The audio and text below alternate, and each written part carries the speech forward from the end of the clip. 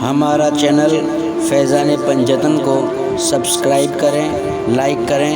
Bell icon button کو دبائیں۔ علیک یا حبیب اللہ، الصلاۃ والسلام علیک یا نبی اللہ، صلی اللہ تعالی علیہ وسلم۔ میرے پیارے آقا صلی اللہ علیہ وسلم کے پیارے دیوانوں، اللہ رب العزت وحدہ لا شریک لہ، جس کی ذات ہر عیب سے پاک ہے، یعنی اللہ تعالیٰ ہر عیب سے پاک ہے، اس میں کسی بھی طریقے کا کوئی عیب ماننا یا سوچنا یا لگانا یہ اللہ تعالیٰ کی شان کریمی سے بہت دور ہے، یعنی اللہ تعالیٰ ہر عیب سے پاک ہے۔ اللہ تعالیٰ کہ جس کی ذات اقدس ہر عیب سے پاک ہے، اس نے بندوں کے عبادت کرنے کی جگہ کو مسجد فرمایا۔ مسجد اللہ کا گھر ہے اور اس میں تمام بندے اللہ کی عبادت کرتے ہیں، اور اللہ نے اس جگہ کو مسجد بنایا۔ کرم بالائے کرم یہ ہے کہ بندوں کو رفعت و بلندی کا مقام عطا کرنے کے لیے پھر ان مسجدوں کو اپنا گھر قرار دیا، تاکہ بندہ اللہ کے گھر میں حاضر ہو تو گویا وہ اپنے خالق اور مالک سے ملاقات کر رہا ہے۔ اللہ نے بندوں کا مقام بڑھانے کے لیے مسجد کو اپنا گھر کہا۔ مسجد اللہ کا گھر ہے، یہ تو سب کو پتہ ہے، لیکن یہ بات اس لیے کہی گئی اور یہ بات اس لیے رکھی گئی تاکہ مسجد میں آنے والوں کا مقام اور رتبہ بلند ہو جائے کہ وہ اللہ کے گھر میں بھی آ رہے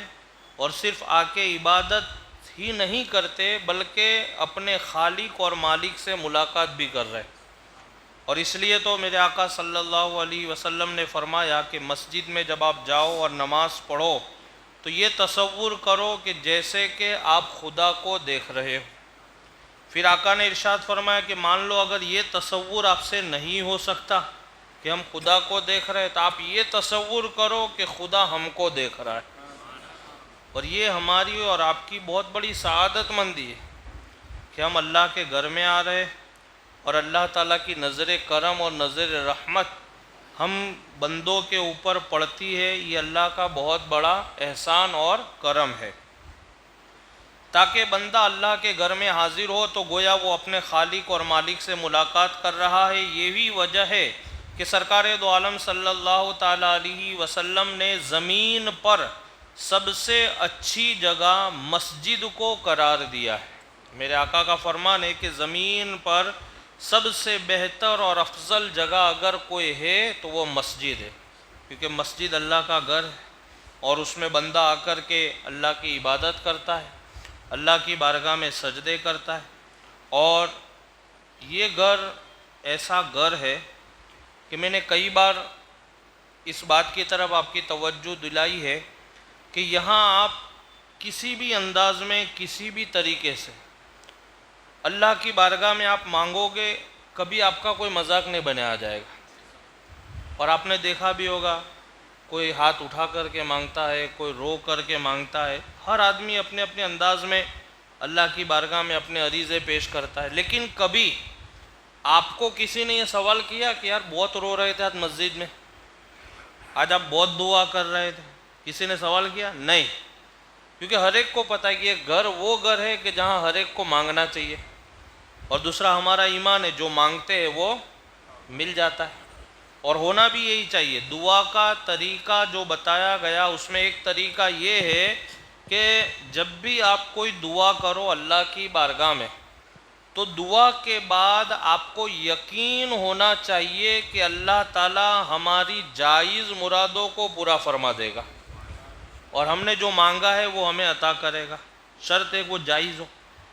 یہ یقین اگر آپ کو پیدا ہو جاتا ہے دعا کے بعد تو آپ یہ تصور کریں کہ اللہ نے آپ کی وہ دعا قبول فرما لی ہے۔ تو یہ مسجد اللہ کا گھر ہے اور یہاں مانگنے والے کا کبھی مذاق نہیں بنایا جاتا۔ ہاں، آپ نے جو مانگا ہے ہو سکتا ہے تھوڑا لیٹ ملے گا، تاخیر سے ملے گا، کیونکہ اللہ کو سب پتہ ہے کہ میرے بندے کو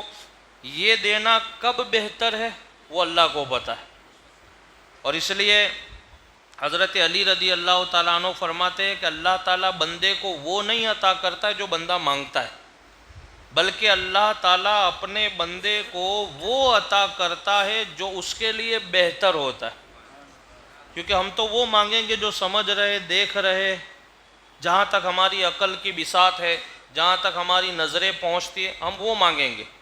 لیکن میرے رب کو تو وہ پتہ ہے کہ یہ چیز میرے لیے بہتر ہے یا نہیں ہے، وہ میرے معبود کو پتہ ہے۔ تو اللہ تعالیٰ ہم بندوں کو وہی عطا کرتا ہے جو ہمارے لیے بہتر ہو۔ اور اس لیے کبھی بھی آپ نے کوئی چیز اللہ کی بارگاہ میں مانگی ہے اور آپ کو نہیں ملتی ہے تو آپ کو مایوس نہیں ہونے کا، بلکہ آپ یہ تصور کریں کہ ہو سکتا ہے وہ چیز آپ کے حق میں بہتر نہ ہو، کیونکہ اللہ آپ کو وہ دینا چاہتا ہے جو آپ کے لیے بہتر ہے، آپ کے حق میں بہتر ہے۔ لیکن پھر بھی یہ گھر اور یہ مکان اور یہ مقام ایسا ہے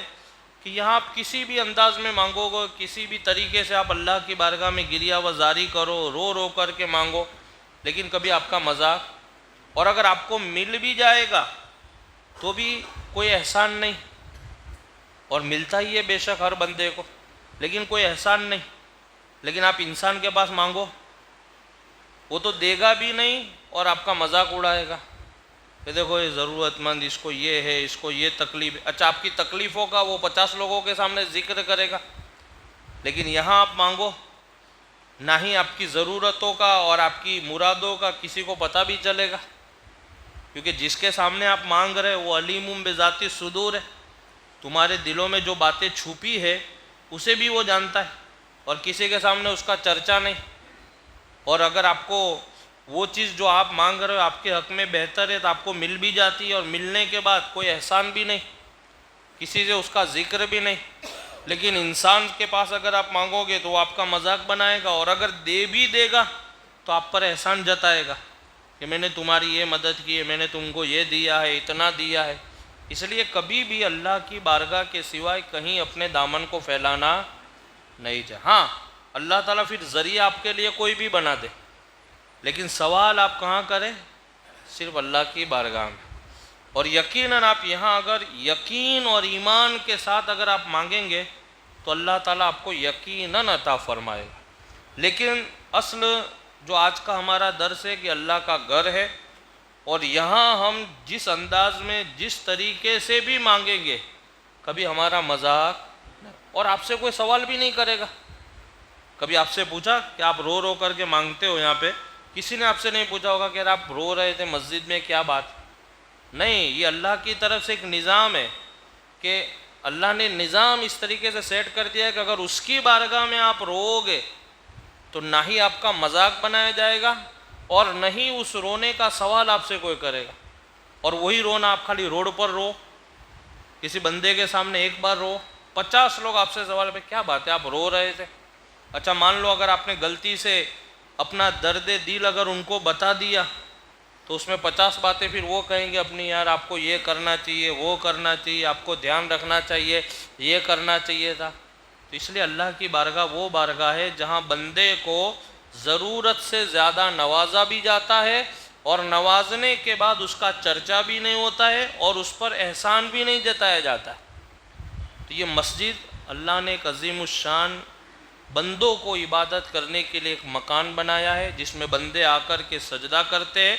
رب کی بندگی کرتے ہیں، اور اللہ کی بارگاہ میں اپنے عریضوں کو پیش کرتے ہیں، اور یقیناً اللہ تعالی ہمیں اور آپ کو عطا فرماتے۔ تو سرکار دو عالم صلی اللہ علیہ وسلم نے اس لیے روئے زمین پر سب سے اچھی جگہ اگر کسی کو بتایا ہے تو وہ مسجد ہے۔ اسی طریقے سے حضرت عبداللہ ابن عمر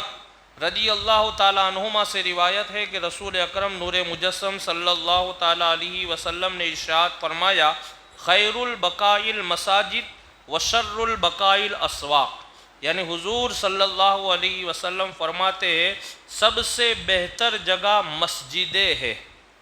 سرکار کیا فرماتے ہیں؟ سب سے بہتر جگہ مسجدیں ہیں، کیونکہ یہاں پہ اللہ کا ذکر ہوتا ہے، اللہ کو یاد کیا جاتا ہے، اللہ کی بارگاہ میں سجدے ہوتے ہیں، اللہ کی بارگاہ میں گریہ وزاری کر کے ہم اپنے عریضے پیش کرتے، اور اللہ کے فضل سے سرکار کے صدقے میں ہمارے عریضے پورے بھی ہوتے۔ اور پھر آقا نے آگے ارشاد فرمایا کہ شر البقاء الاسواق، یعنی سب سے بدتر جگہ بازار ہے۔ بازار میں آپ جاؤ گے، شیطانی خیال آئیں گے، گناہوں کا تصور آئے گا۔ ہاں، ضرورت کے لیے جانے کے لیے منع نہیں ہے، لیکن بازار ایک ایسی جگہ ہے کہ جہاں ہمارا ذہن ہر طریقے سے منتشر ہو جاتا ہے، ہر طریقے سے ہمارے خیالات بھٹکنے لگتے ہیں، اور ہر طریقے سے گناہوں کی طرف ملوث ہونے کے اندیشے بڑھ جاتے، چانسز زیادہ بڑھتے۔ اس لیے سب سے بہتر اگر روئے زمین پر کوئی جگہ ہے تو وہ اللہ کا گھر مسجدیں ہے۔ اللہ سے دعا ہے کہ اللہ رب العزت ہم سب کو نماز با جماعت ادا کرنے کی توفیق عطا فرمائے، اور مسجدوں میں اللہ تعالی ہم سب کو آنے کی توفیق و رفیق عطا فرمائے۔